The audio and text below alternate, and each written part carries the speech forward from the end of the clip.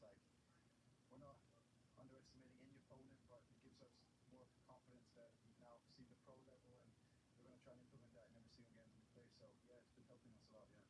Playing against those top tier teams, guys that you knew you were going to be playing with in the summer, really helped for when you came here in the summer. We started the ground running hot.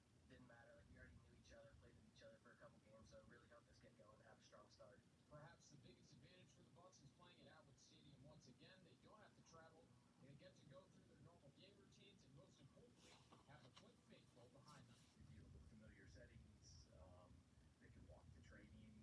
We don't have to deal with all the logistics. That's nice.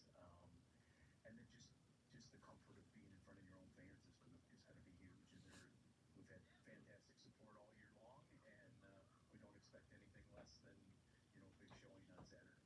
Getting to play in front of our fans, it's a huge confidence booster. They're going to help us a lot. They're going to create an amazing and electric environment for us to play in.